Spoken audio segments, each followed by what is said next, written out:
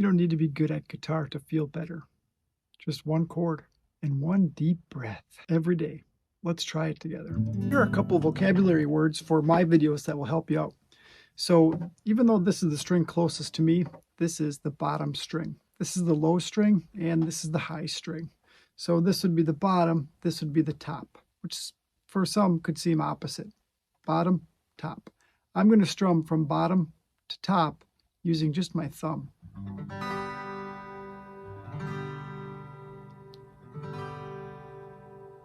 I like using the G chord like this. I'm using finger number 2 and finger number 3, 2 and 3. And then my pinky would be my fourth finger, number 4 is down there.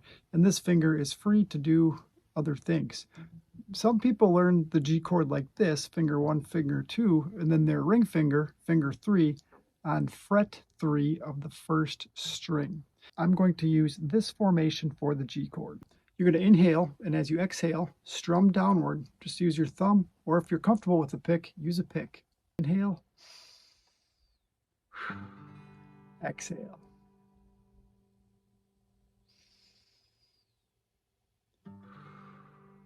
Isn't that nice? So this simple technique, done repeatedly on a consistent basis, like for 5 minutes per day, will help you quiet your mind enough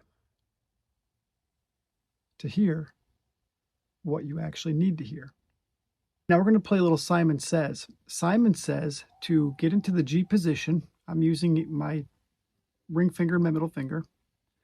And Simon says use your thumb. And Simon says pick that low string while in the G position. Simon says move your ring finger from where it currently is to the next string up, which would be this one. Same fret, but just the 5th string. That's where it was. Now get it there. Simon says slap the string with your thumb right after you pick it. Pick, slap, move. Pick, pick, slap, move. Pick, slap, move. Pick, slap, move. Breathe, slap, move. Breathe, slap, move. Breathe, slap, move. Breathe, slap, move.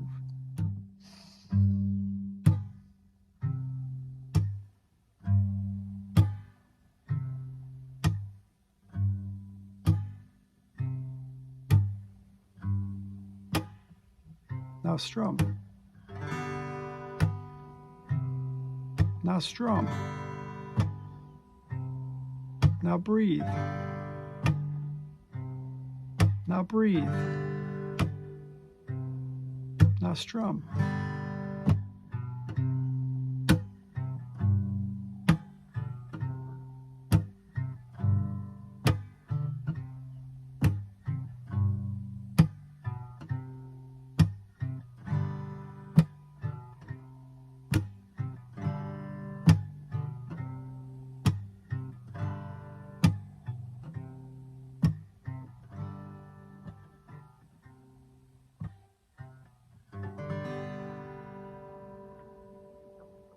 You don't have to be a good guitarist to feel good, and you don't have to know a lot of guitar tricks to do well or to feel well. What you do need to do, though, is to be consistent. So if I were you, I would make sure you set out at least 5 minutes per day or more to do this. 2 call to actions for you. Number 1 is if this made you feel calmer, then leave a comment in the comment section. It helps out the channel. Leave like a Zen or a meditation emoji or any emoji you want, really. But if this helped you find a greater sense of calm, let me know. That's how I get better too. Here's another call to action, which is slightly larger. So I keep a journal on the regular, and I challenge you in a friendly way to keep a journal and to see if anything surfaced while doing this basic technique. In other words, did anything come to mind? Did anything feel uncomfortable? I could talk all day, really, but for you, I just want you to start a journal. That's what helped me, and that's what ultimately led to writing a book and breaking the cycle. And there's something I heard in the medical field from a doctor podcast. It goes like this: see something, do something, teach something. So I saw that somebody could break a traumatic cycle of, or I saw that somebody could break a cycle of anxiety. I followed that person and I did it.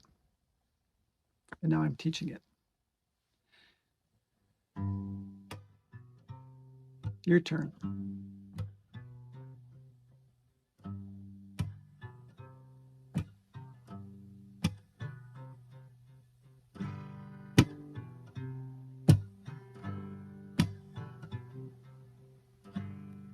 Thanks for tuning in. See you in the next one.